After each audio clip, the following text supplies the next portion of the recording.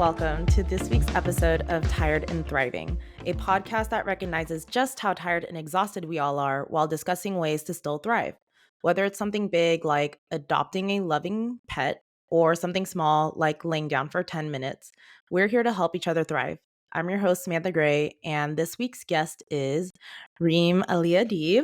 Reem is a Syrian illustrator in the animation industry and works on her own unique style on the side. Most recently, she released her zine, A Day in the City of Sham Jadid, which I am so excited to talk to you about. Thank you for talking with me, Reem. Is there anything else about your life currently that you wish to disclose to the listeners? Wow, what a great intro. I need to get that right. I need it because it explained it so much better than I've been trying to, because I'm like, what am I? Am I expanding? Am I transitioning? Blah blah blah. Thank you for having me. What was the question? Is there anything you want to say about yourself to the listeners before I start digging into you? Oh my God, I feel like you framed it perfectly, honestly. All right, well, let's just move on. So the first thing I wanted to ask was, what brought you into being an artist? I think it's something I do, the best thing I do, like the best thing I know how to do. I come from a family that none of them went into art or any creative endeavor. They are all in like the STEM, like science and technology and math. And for some reason, I didn't inherit those genes. I feel you. I feel you. You know? Were you good at school? I was shit at school. Like I was. Can we swear? Let me know. Yeah. I don't. Unless there's something. I don't know. I don't expect kids to listen to. So we'll keep it. Yeah. We'll keep it. We're like natural, organic, and clean. Yeah, but like that's how it was. It was really something I wanted to be good at something, honestly. And this in school I would be the one in class that really good at the art class. I would do the workshops and all the extracurricular stuff. And it was really enjoyable. And I think, it was just that. Like, I wanted to be good at something. And I was so bad at math and science. So I ended up here. Well, in what ways, if this applies, do you feel like art helps you thrive? Or are there times when it makes you tired, especially when it's, our full-time job? Yeah. I think art has been really good to me. I think, I don't know, I can't speak for everyone, but I truly think this is just your personal. Yeah, because obviously everybody's different. So right, that's true. Yeah, I mean, art has been so good to me. I feel like we had a weird relationship. It started with exhaustion. It started with art taking, and I feel like now art is starting to give back, if that makes any sense. I feel like when I'm working on, like I think of art as like a creative side and the technical side. And the first years in art school and then in animation, I was focusing so much on the technical side, on getting, the drawing, the techniques, the light and shadow and color theory and whatever. And I neglected I neglected the idea side. So I would have these ideas and it won't be any, I would neglect them and I would feel bad about them. And now I feel like I have like the technique.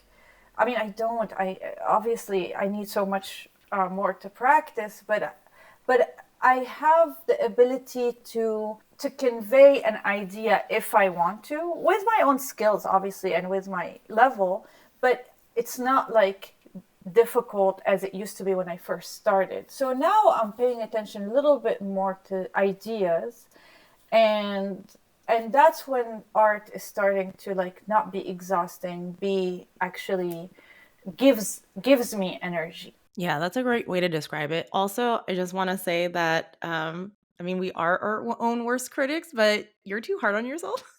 I'm Oh, like, I am. Oh I my think you have god. great technical skills. Thank you. I think we all look up to somebody else and we wish they are. Oh I yeah. think, yeah. But thank you. Yeah. I struggle. I Oh, we all do. Isn't that the artist the artist way? That's yeah. like you're a true artist. Yeah, the artist life. So did you always want to be a designer in animation or, how did that come about? Cuz in my case, I basically didn't even think about animation jobs until I took a class my last year of college. Oh, interesting. I Yeah. want to hear. I No, mean, not me. feel. This is you. I know, but like, feel free to just let me know, like, if that's similar to yours or different. I mean, here, the way I got into animation was my sister, Rula, who's very influential to me. She's my eldest sister. Mhm. um we I was ninth grade, and like I told you, I wanted to be good at something, and in school I always struggled with homework um and discipline and all of that. And one time we were just discussing what you want to be when you grow up, and there was Tom and Jerry on the TV, like Wait, Warner how old were Brothers. you? Ninth grade. What Oh, is ninth okay. grade? Yeah, you're like 14? Yeah, something like that. Yeah. um and she said, why don't you make animation? So she kind of turned that bulb, like, oh, that's a job, oh, people do that. And so it stayed in my mind. So when high school happened, like in Syria, I in Syria, there is kind of the way you transition from high school to college is through a system of like grades. So if you hit a certain grade, you get to do this. If you don't hit, if you're like lower than 200, let's say, you get only these choices, and Oh, so on. wow. I know. And going into art school, in addition to your grades, you also do a test, a drawing test. But yeah, so it was like really crazy and difficult, and there was no animation program in my art school. So I did graphic design. However, there are a bunch of animation studios in Damascus at the time. One of them is called Star Animation. It was like kind of like the biggest one because they did a feature, but it's like a tiny compared to here. But I heard one of our instructors in art school work in Star Animation, and my like that I had like this moment of courage that I'm like, oh my god, I see animation in the distance, and it's something we talked about. And so I made that scary move of like calling a friend of mine who went to the same classes as me and asked her for the information of that instructor. And she was like, oh, sure. And that's how I applied. And I didn't get in right away. After 6 months of training, I tried again, and that's when I got in.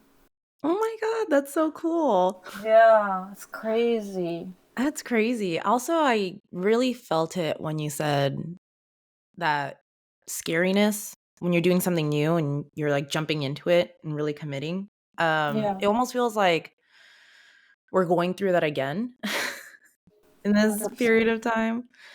That's such a great point. Is because you think, oh, once I'm grown, like once I'm an adult, it will be familiar. Everything's gonna be familiar. It's like, no, it's will always be like, but that's a good thing. Like, some people stay actually comfortable. So Yeah. this is depends on the people. So if you relate, that means you get out of your comfort zone often, which is like Ugh. incredibly important. Sometimes I'm like, no, I just want to stay there. I want to stay curled up. And I'm being forced. I'm being forced. I don't want this. I don't want this. I know, right? Like, just I would like to cozy up in this play. Yeah, it would be, but I'm sure you would be bored out of your mind No, it's if. true. Like every time I try to do something conventional, I'm always like, ugh. It's like I need something different. It's so weird that like contrast or that conflict that you're just like, I want something comfortable, but then you have it and you're like, well, this isn't for me. Yes, yeah, totally. I think it's in your nature. It's like either the kind of person who's like just want to do the same thing over and over again, which is nothing is wrong with it. But then Hmm. there is I think the people who are constantly looking for the next challenge and yeah. Yeah. I mean, honestly, that's like one of the things I love about animation, as much as it's challenging that we have to find a job all the time, but the fact that we can work with like different styles and, I don't know how if you Yes. feel the same way. Yeah, I think, yeah, different style, different projects, different.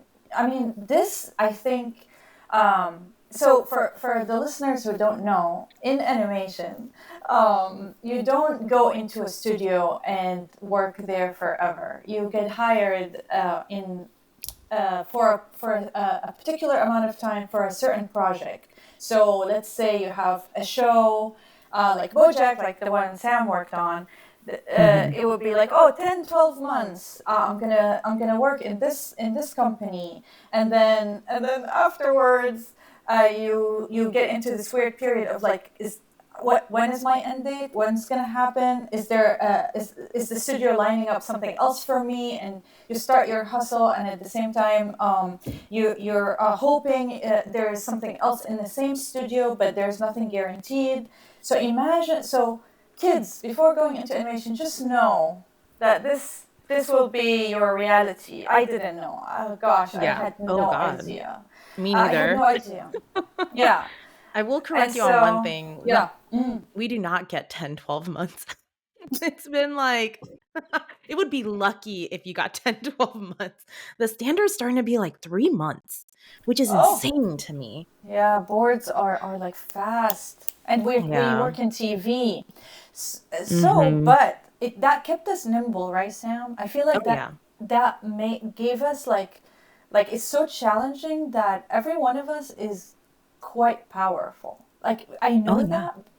I know that because like my artist friends abroad who work in other aspects of art, like paint or illustration or graphic novels, etc. They have hard time with rejection. They have hard time Mm. with finding projects. With we're so close. We don't realize how actually this reality made us so strong and so flexible and nimble and self-reliant. Yeah, definitely. I mean, I remember being baby in the industry and, like, getting rejection and just being like, "Ah." You Yeah, really yeah. build such a tough shell around it. Like, Oh yeah. I mean now like I get like a whole bunch of emails of like, sorry, it's the thing is already filled. Thank you for your interest. We already filled the mhm. position. And I'm like, Yep. oh, next. Like I'm not even like phased. I'm like, okay, what's next? Like what?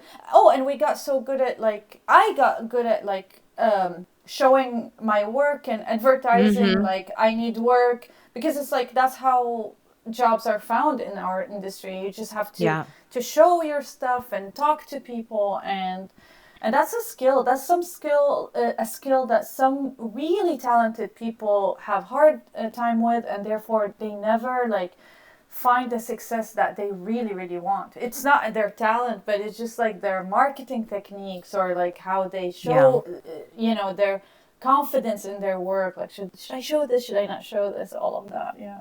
Yeah, and it's so crazy how much it's like, you need to have so many factors to line up where it's like, okay, you're talented, but if you're not social enough, then that's going to deter you. It's so crazy sometimes how you're like, oh, geez, these levels that we have to kind of figure Yeah, out and level up absolutely. at. Yeah. Yeah, like multi faceted ways of existing in LA. Yeah, like you Yeah. have to have the talent, but you also have to have the social skills. Animation is a teamwork, so you have to know how Mm-hmm. to work good in a team. Oh my gosh, so many things. Yeah. Ugh. Huh. I Animation. know. I know. It's like exhausting just talking about it. Uh, um, I mean, yes, but then it's like sucks because obviously, we've been hit so hard by the strike. It feels like all that struggle and everything has really come to a halt because we can't even rely on all our, in a sense, what would it be like all those facets that we just talked about? Because when there's a stoppage, like there's just nothing for anyone.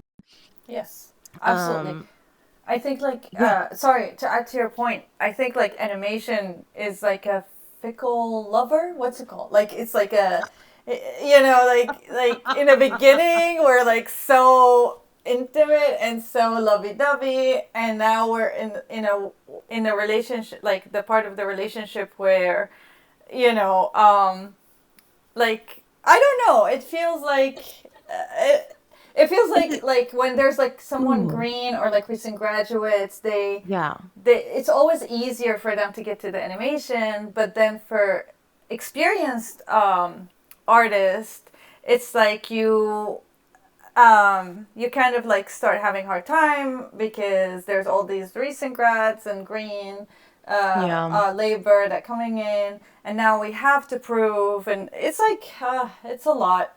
That's a completely different subject, but Yeah. yeah. And Not in for this addition to time. the yeah. Like, we'll hold off on that. Yeah, I know. Like, cut that part out, but Well, but I'll yeah, have to bring you back and then we can like really go in depth or like have a circle of friends. We're just like, oh boy. I Here's the know. tired part. Yeah, I know. It's like yeah, finding the happy medium of like too dark, too bright. Like But yes, one of the good things though that has kind of it's like that thrive from the darkness. But through this strike, I've noticed that a bunch of artists have been forced to branch out so differently creatively. Which actually brings me to your latest work, A Day in the City of Sham Jadid. Like I'm gonna admit that, we're longtime friends and I've always been a fan of your illustrations and your designs, but lately, and as we said, it's like good that artists shouldn't be stagnant, but lately I just see the improvement and it just feels like the latest Reem style is through your zine. oh, that's awesome. Thank you so much. It's so great to hear. Yeah. Um, Yeah, so I can talk a little bit about this. The idea behind it, I think, just like I told you in the beginning, animation is so wonderful. I'm so grateful to be part of this industry, but it's all about teamwork. It's all about fitting in, not standing out, having like a very unified style in whatever Mhm. show you're in. And I've worked in the industry for over 11 years, so it becomes exhausting at the end that I don't have I can't showcase what, or I don't even know what my personal voice is. Mhm. Uh, so I started feeling that way after I mean, I had a very fulfilling project, but then I had a couple of projects that are not really my style, or like not really my thing, and I needed some creative outlet, and at the same time I was reading Octavia Butler, and I was like just connecting with my culture, because for a long long time I was so busy, just like I was really ingrained in a Western culture, and I wasn't thinking about my home country or my culture or any of that. So Mhm. in 2021, there was a, yeah, like I was on a show that was like very exhausting, and I saw a video by a um, an artist called Stephen Houston, I think his name, or Hmm. yeah, I think his name's Stephen Houston. He's a figurative painter, and he was saying like the way to it was really weird, Sam. Like I was watching. He posted his sketchbook, and he said like the best place for him to be is in his sketchbook. And I was like, man, I never like draw anything without a little bit of anxiety and fear, and this drawing is gonna reflect my level, and you know. So Yeah. I wrote a comment like that. So he responded. He's like, I am so sorry you're going through this. You're not supposed to have fear when you're drawing. You're supposed to have a love and joy, and go in flow in the zone. And he suggested I watch this video. And this video, long story short, it was about quieting the inner critic and amplifying the inner child. So our inner child is the part of our brain that loves to play. It's like when we were kids, when we were playing, it's like it go like we just forget everything around us, and we just completely uninhibited, and we just do whatever, right? And then slowly growing up, the inner critic, that part of our brain, the editor, the critic, becomes really loud. It's like, you're not supposed to do this, you're not supposed to, you have to follow the rules, you have to follow the blah blah blah. And then Hmm. the inner, and so our ability to get into the zone, to get into a flow state, like shrinks and shrinks and shrinks. And then he gave actually a practical way to fix that, and especially I actually had it so bad that I spent a whole year, like 2018, I did not draw anything outside of work. And Oh my gosh. yeah, and I accepted. I was like, you know what? I'm just a technician. I'm just a executor. Like I execute. I'm not an artist. And I hope no one ever have to go through this. Um, and I didn't look at it from like a bad point of view. I literally thought, I was like, okay, that's who I am. Um, and to my surprise, even though I had fun, I was like seeing friends and enjoying myself outside of work, I wasn't happy. So I was like, okay, I leaned all the way out. What happens if I lean all the way in? Like just Hmm. just really try to be happy with my work. Anyways, so the practical thing this video told me is that every day, first of all, you make a list of all the things you love to do, you love to do, and then you're good at. And if you're good at something that you don't love, it goes down. It goes down the list. Oh, yeah. And if there's something you're not really good at but you love to do, it goes up. And so you have a list of things that you love to do and you're good at, and then every day for only 5 minutes you do that. You like to draw in paint, in ink. Draw in ink for 5 minutes. Do you like to draw landscape? Uh, Draw landscape for 5 minutes every day. He Wow. said don't overthink, don't stay more than 5 minutes, but most likely you will Yeah, expand that zone. And definitely. Sam, it worked like magic. It's real. It's because he said neuroplasticity, like your brain will rewire itself. So the more Mm. you do it, the more you get good at it, and all of that. And lo and behold, it actually worked. And that's when I was in that very difficult project. Um, so after work, I would just sit, and I'm like, I'm just gonna focus on fun. I'm just gonna focus on fun. Whatever is fun. I'm not gonna think about anatomy. I'm not gonna think about color. Nothing. Just, is this line fun? Is this? And Yeah. and that's how this style is starting to develop. I feel like I'm still figuring this style out. Hmm. But I'm so happy with where it's going, to be honest. Yeah, And so sorry for definitely. the long-winded, but I really thank you for giving me the platform to tell you about the story because I feel like it would benefit anyone, Oh, of course. No, I want that. Like, I want people to tell me these things. I've never heard this. You never told me this, so I love hearing this. That's amazing.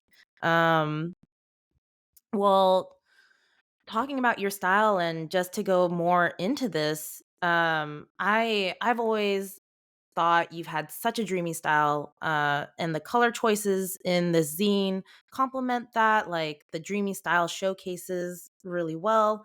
And I really see in this zine, and it was something you mentioned earlier, like I see the culture, I see your culture, I feel you connecting with it. And I honestly felt like I learned something new about you just through these illustrations that are just so beautiful and imaginative. And to top it off, the story, the world, the utopia that you've created, it's really beautiful and brings this feeling of hope and connection that I didn't even realize how lost that was, in the life we're living, until I was reading it. And then I was just like, oh, I really, I want to be there. But so like what a what brought the inspiration for this specific story then? Was it just through that practice, 5-minute practice, or Yes, for the idea, I realized. The thing is, I haven't been able to travel due to paper and visas and war and all of that, but and I yeah. know. And then there was like 4 years of Trump, a Muslim ban, and then there was pandemic, so there was like isolation from my world and culture and family and everything that has to do with home.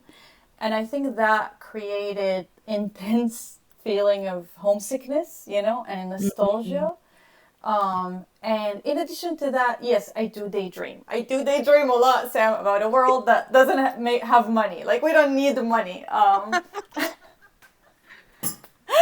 mean, yes. I mean, Yeah, that's the world I want to live in. Like I wish we don't have to like worry about money. yeah. So the idea of the idea of the world came from intense nostalgia. I think when you leave your home for 12 years and unable to Mhm. like go back, you will forgive your home. So like like if you have like some like bitterness stored any part of this world you belong to or whatever, just leave it for 12 years and then you will find love for it again.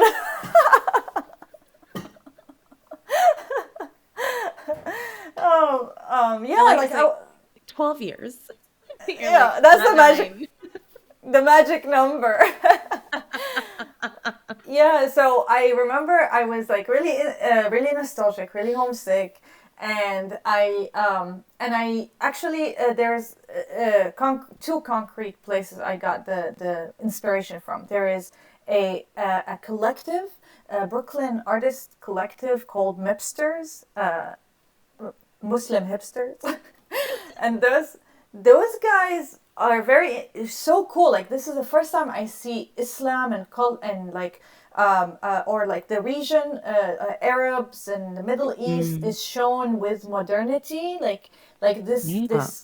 this mix of like old traditions and modern. Like this mix is so interesting, and also there was this like I started following calligraphers and Arab artists and illustrators, and um, and I was like so inspired because like that's the nice thing about Instagram and social media. Like you learn about one collective and then it takes you to another artist and it takes you to another collective and suddenly you're like, oh my god, there's a whole movement going on that I didn't know about. So the Mipsters were kind of like kind of the concrete inspiration behind the idea of the Sham Jadid. So it's like a futuristic city, but using heritage and ancestral traditions to Mm. to make the world thrive, not like profit, not like yeah, like I feel like modernity always had the profit aspect Yeah. as a what's the word, as a Like a driving uh, force or yeah, the like driving, exactly, the driving Mhm. force. But it's like, what if tradition? So they had this thing called Muslim futurism uh, movement, and it's very much inspired by Afrofuturism. And then I learned Oh. about Afrofuturism and about Octavia Butler, and I was like, oh my god, this is amazing. There is so much, you know? Yeah. Mhm. So Well, yeah, yeah. that's how I kind of like got into like the put those ideas together of Sham Jadid, of that city.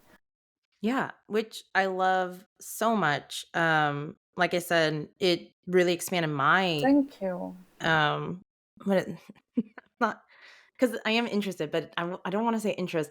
It expanded my knowledge of, because obviously the Western world doesn't have a lot of knowledge about Muslim or Arabic culture. And this just gave like a little window into even the tradition. Like, please explain the food tradition because that blew my mind. Oh my god. Yeah, so Sikbeh is uh, like when you say Sikbeh, like are you gonna send the Sikbeh? Are you gonna have send? Yeah, we send them a Sikbeh of the food. So it's so the tradition is really when you make a meal, when you make food in the Arab world, you can have a container like a Tupperware and send it to neighbors or friends or family, and it's very honestly it's very feminist in my opinion because only women cook in Syria. Period. Mm. End of story. We're talking about home cooking. So this is cultivated, invented, and done all women, which I didn't even think about mentioning or incorporating in the story. But anyways, For the so, I will yeah. like sorry to interrupt, but for this story, I don't feel like it needed it. But I do want to ask later. I have a question later on that kind of. Okay, let me explain the tradition really Yeah. quickly. So basically, you send the container with the food, and then the tradition is you're not supposed to return the container empty. You're supposed to fill it with something you made. It could be cookies, it could be another meal, it could be preserved, anything. And so Hmm. it has an environmental component to it, which is like these containers are not like you're going to throw away, you're going to return to. I mean, it is old tradition, so there were no plastic or like, disposable containers, but I love that. So you just get it back and you have your own. And so the system in the book is taking this tradition and making it an entire system that is like a web that spreads all over the city, making sure everybody is fed. And the name is inspired by it from that tradition. Oh, really? Yeah. Oh, I didn't even realize. Yeah, that's the idea. It was like it started as like what would Uber Eats be in a you know like global South futurism? What would it be? Well, first of all, people always like refuse money in the Middle East. Oh no, no, please, no, let me pay. They always like. Hmm. So I was like, what if like there's no money, and then what if like just people exchange food? Yeah. Yeah, it's really well, so I'm gonna tell you because I haven't told you this yet. Tell me. But so I did do a little bit of Uber Eats lately, Uh huh. and every time I do it, I think of your story and I'm like I'm like the delivery girl.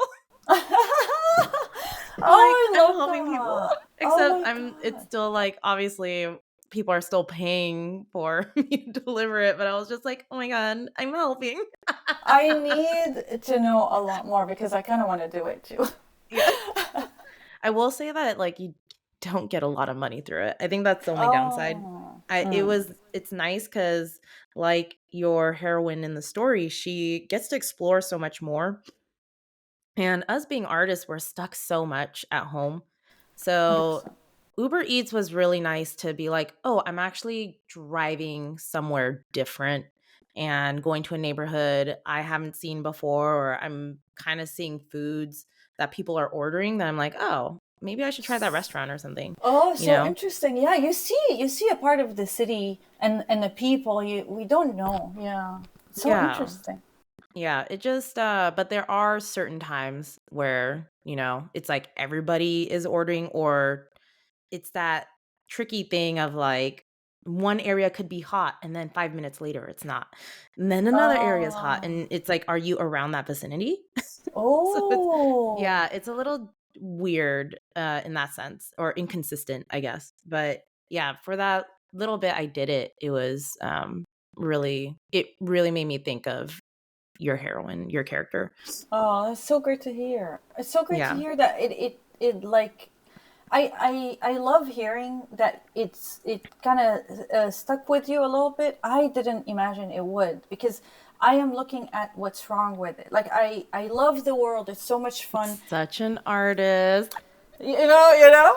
But I was like, well, there's no story structure. My storyboard artist, like, I thought you're gonna like drag me for like the lack of story structure because it's kind of prose, It's there's not.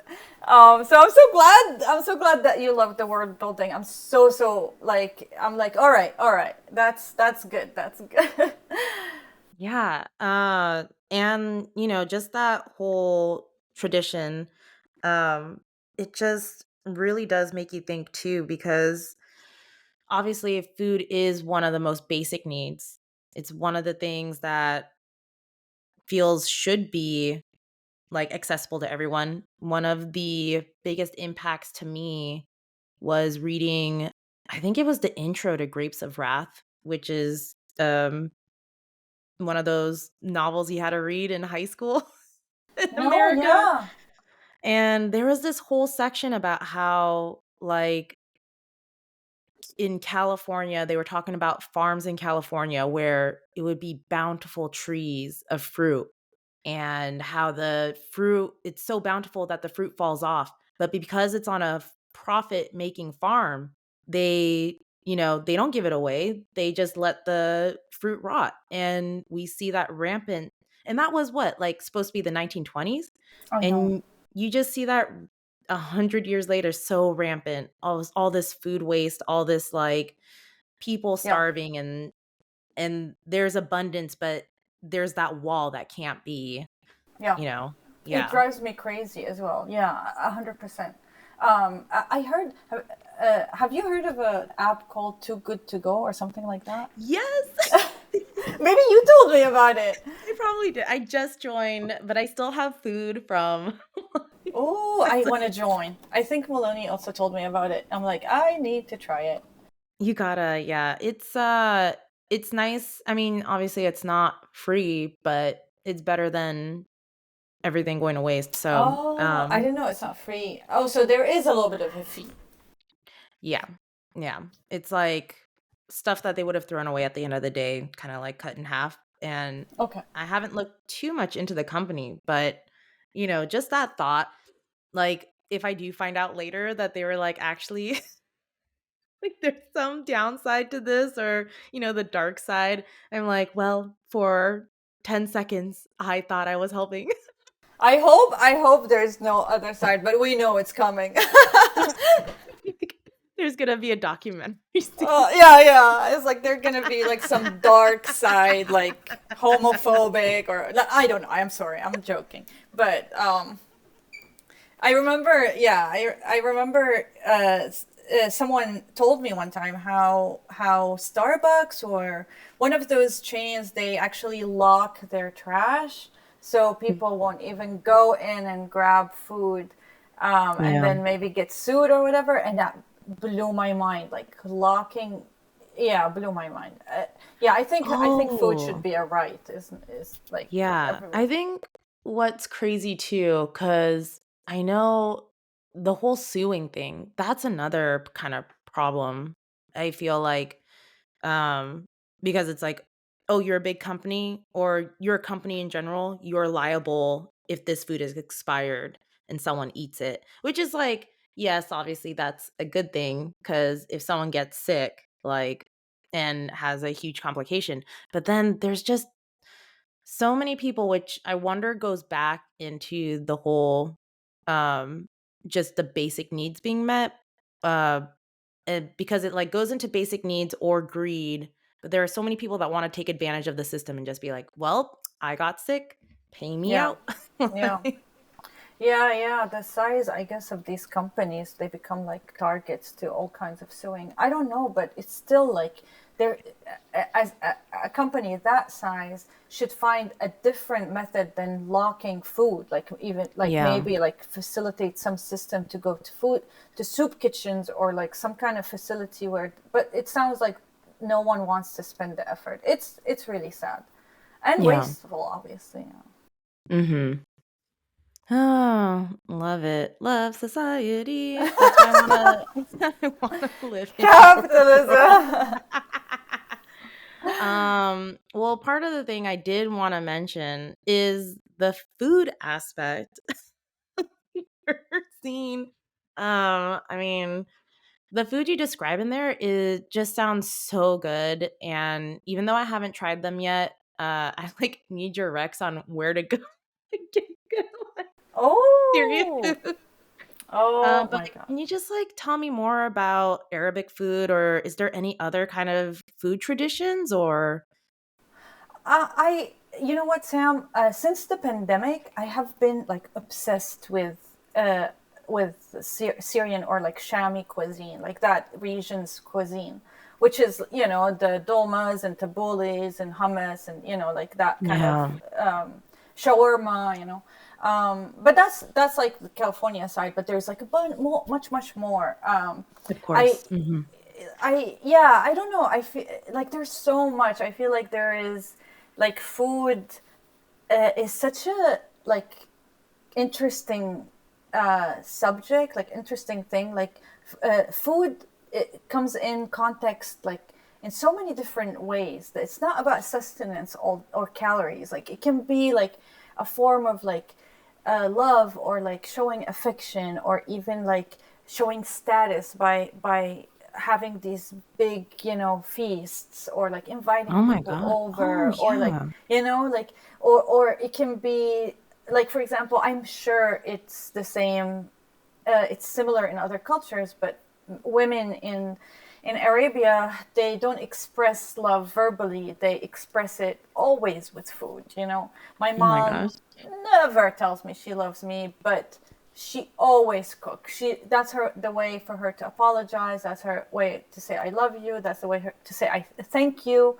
And sometimes even it's the way she used it to manipulate. Oh, totally. Like, come over, eat. I'm like, I am busy. She's like, I cooked all this food. Instead of saying, I miss you, Yeah, yeah, yeah. Um, The instead of guilt saying, trip you, "I cooked this for you, and you're not even gonna come over, even though I didn't ask you beforehand?" Like, girl, it's a whole language. It's a whole language. But what I love about the cuisine is it has meat and it has vegetables, but it feels like it's not like I feel like the vegetable side of it is like really big, so oh, you never yes. like you never get like just this like a slab of meat. You get like it's stuffed with rice in a zucchini, or it's cooked with okra and tomato and cilantro. Mm. So I love that. I love that it has like a balance of meat and vegetable. And I have to say I feel like the Korean cuisine uh, to me it also have that balance that I love. It's like they have their meats, but they also have like the fermented like banjan and like those appetizers and those like. Yeah. So I don't know. I feel like that cuisine is also genius. I love that. Obviously, there's so many. It's just that's I'm a fan. I'm a fan of Korean cuisine. Well, one of the things that I think was so unique that you did was you even put in a recipe of one of the items, right? Yeah. I wanna try, because like in the beginning I was thinking about like the idea to be like wherever she goes she's like collecting recipes. Like it was supposed to be a lot more. It was supposed to be like narrative slash recipe book, but Oh my I gosh. yeah, which I hope I'm still working on making more recipe books, recipe cards, but it was it's a bigger project, Yes. and I wanted to finish it. Like I was like I'm gonna finish this, and then like so like I felt like if I'm gonna take this project right away, I will never finish it because it's too big. So I thought, what if I finish a smaller project and then make the project bigger and bigger slowly? Maybe one day I'll be able to make like a recipe book. Yeah. So what you're looking at actually, I'm so glad because a lot of people liked the recipe in the book. I'm so happy it Has worked anybody out. made it? No, I don't think so. Oh I my, okay, because I was I keep because I'm like, I love it, but cooking is not one of my thrives. and that patty, like it has a crust and a stuffing. It's like it seems difficult. And by the way, I researched like I Oh, didn't okay. make it. Yeah, I didn't make it. It's Oh. I found that because I wanted the city to be international, and like people from all over the world or cultures come in. So the beef patty is Jamaican. It's actually like a Jamaican Oh, yeah, yeah, recipe. yeah. Yeah, Oh my gosh. but I Well, haven't tried it either, um, Sam. So okay, well, let's try to, if anybody out there is listening and they want to make it for us, yes, please. Or make it it would be, and let us know how it is. yeah, that would be amazing. I hope somebody soon makes it and like sends it to you and, even just like a picture or something being like, I made it. It would be Oh. so cool. Oh, maybe I'll post something like that online. I'll be like, "Have you tried to make this recipe? Let me know how it worked or show me a picture." Yeah, I Yeah, love that that'd be idea. awesome. Well, is there anything next on your plate you want to tell people? Are you going to expand the world? Are you going to keep this a singular story? Do you want to do something completely different? Or last but not least option, was this a story you just needed to get off your chest and you're done and we'll look for a different creative outlet? Oh yeah, I know, right? Yeah, I have the same questions. I have so I have the recipes. Like I want to keep working on those recipe cards. So I kind of want to do a recipe every month if I can. Um, uh, and I have a story I wrote that has nothing to do with Shamjadid. That I'm because I really enjoyed making a book. I realized, Sam, that I enjoyed making books more than short films, to be honest. Like Mm-hmm. the process is more enjoyable for me than animating. For some reason, I guess it's just something I find myself. So I enjoyed making books. So I want to keep doing it, and I want to keep exploring the idea of food and what food means and all of that. Mm-hmm. Um, but should I also feel like should I keep like doing it, or some people also told me like you have the story. What if you just turn it into a pitch for a show? And I feel like that's I should do just because it's already so I don't know. Is this the answer? Is like there's so much I want to make. See, that's why I wish there's no money. So I would just make these Yeah. instead of like making money. But these actually cost money more Yeah. than make money. Self Mm-hmm. publishing is so much fun, but it's actually not really It's a profitable. full-time job. Oh, yeah, And oh and my that god, too. yes. Yes, it's I don't know how to market. I don't know. It's very excruciating for me. So yeah, we'll Mm, see, we'll see. Do you we'll see. want to see more of the story, or do you feel like okay, this is a cool thing, let's see what else you have? Like Oh, what I mean, if you have not taken from this interview that I want to live here, oh my god. So, yes, I would love to see more of this story and more of this world. But Noted. obviously, as a fellow artist, it's not something you can force or like you can't just have somebody be like, "Oh my god, do this. Do this No, thing." you're right. You're right. Yeah, so if Yeah. you're up for it, I'll always be happy if you come back to Sham Oh, Jadid. thank And if you you. ever want to come back, know you have a supporter that wants to be there. Thank you. Okay, noted. Yeah, yeah, yeah. We'll see. Some friends said that like sit down and just write some plot point, like see what can comes up in this city, like in this area, or this character. Mhm. Um, and I feel like that's a great exercise. But we shall see. We shall We see. shall I don't have see. anything in mind right now. Yeah. Well, okay, we've been talking about art a lot. Yeah. Is there anything real fast, maybe in either recently or maybe even in the past couple years that also feels very passionate or that you feel like, "Oh, this is really inspiring to me," or has it kind of been more art related? Oh, oh my God.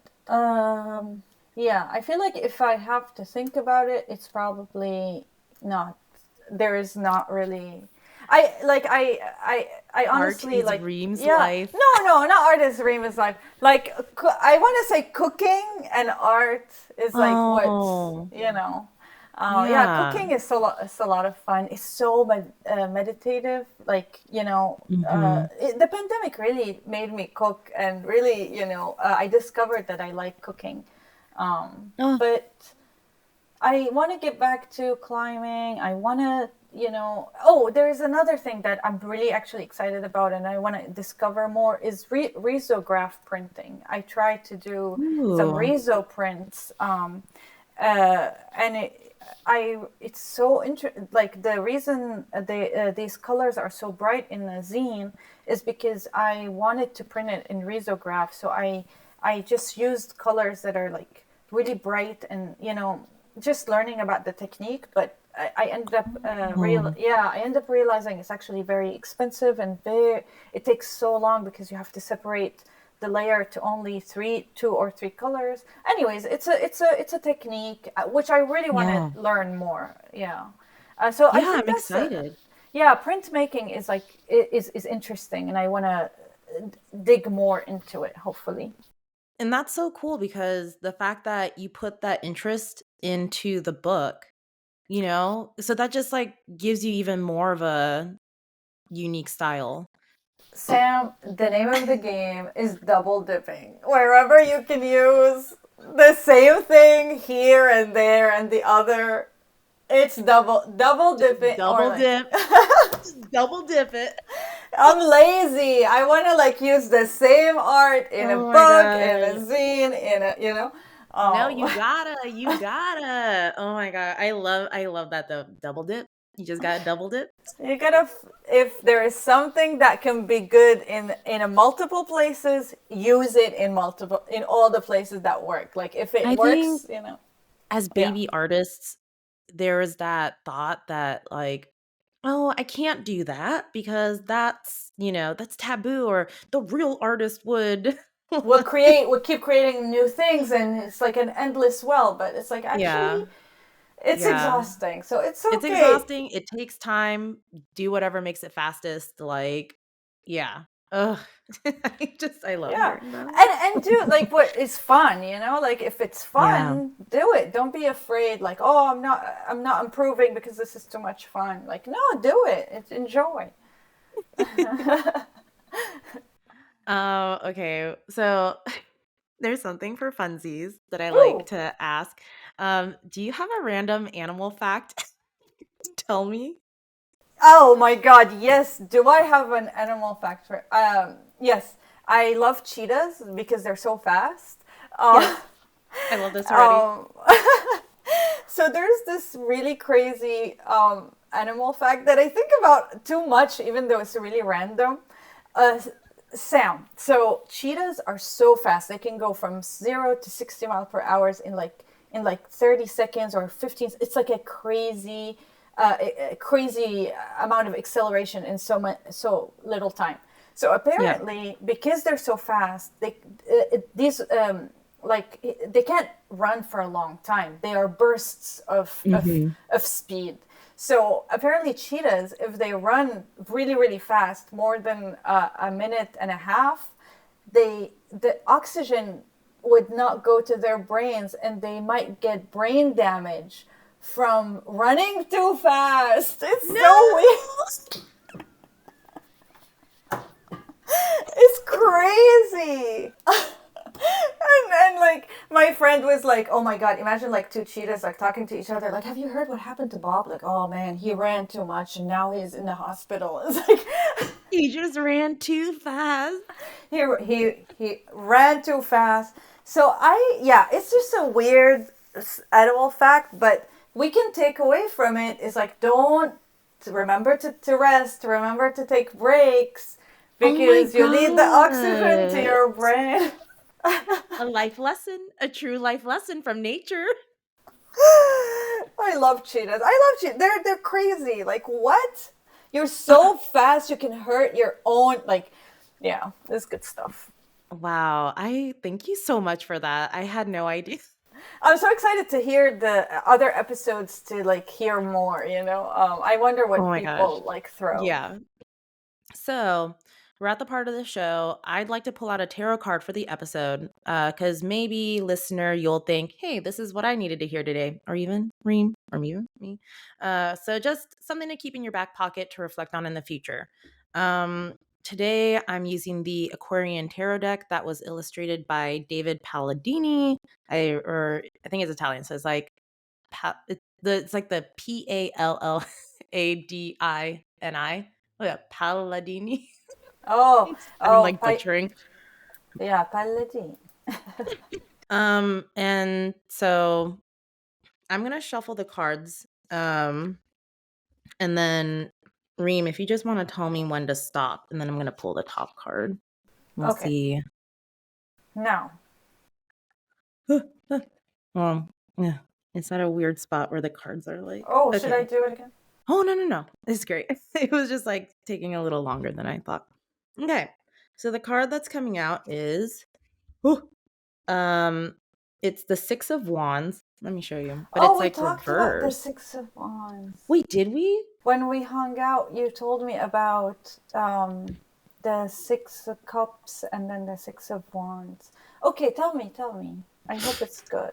Well, actually I want to see like how do you feel about this card, or do you see anything Yeah. that you can extrapolate from it? Like how does it make you feel? Um. Well, the wands look like they're shooting stars. I guess I don't know. Honestly, not much that came to mind. Okay. Uh. Yeah. Or that or snakes, but I don't want to put like a bad. You know. I mean, do snakes have to be bad? Oh. Ooh. Yeah. You're right. Why? Ooh. Why like judging snakes? Yeah, snakes get a bad rep, even though they bite people sometimes. And they could be poisonous. No, but platypuses are poisonous too, and people still think they're cool. Oh So yeah. yeah, snakes are awesome. I'm a Yeah. snake fan. Yeah. I am a snake fan too. Well, so 6 of rods usually sorry, this card says rods, but 6 of wands is usually triumphant.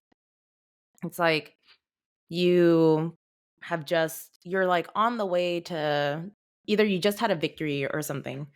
Um but with it in reverse, do you feel like you've had a victory lately, or Hmm. I mean, honestly, yes, yeah, blessing, and like good stuff. But yeah. nothing comes to mind. Yeah. Well, with it in reverse, it's kind of like if it was upright, it'd be looking forward. So it's reversed. And typically, there's a lot of ways you can read reversed. But for me, it kind of looks like the story to me that this card is saying the person who was, what is it, who is riding through in victory has just stopped to turn around. And I think it's nice to read this as like, even though you're going towards, or like you have just finished a victory, don't forget to like look back and kind Oh, of reflect on, hey, I did that. Like, if that makes sense. it does. It does. Yeah. So, yeah, listener, if you have just had a victory and you just think that you are going to keep marching forward, just take like a quick moment. You don't need to like linger on it, but take a quick moment to just look back and see how far you've come. It's Well, great. Thank you for that reading. I love it. I really do. yeah, thank you. Um, oh, all right. Well, thank you so much, Reem, for being here and talking with me. Is there anything you want to promote about yourself, or is there something or somewhere you want people to find you? Sure. Please follow me on Instagram at Reem Ali-Adeeb, REEMALIADEEB. Please, if you're intrigued by the book, you can find it at reem.fyi/shop or on thetimetravelmart.com. And Mm. thank you so much. Thank you for having me. Thank you for all the sweet things you told me and the feedback. And it was such a great time. No, thank you. I really appreciate you taking the time out of your day.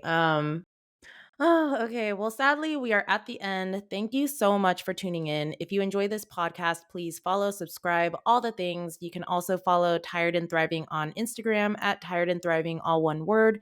You can email if you want to reach out, give feedback, or let me know maybe how you've been uniquely thriving at tiredandthriving@gmail.com. Thank you again, and I hope you all have a thriving week. See you next time.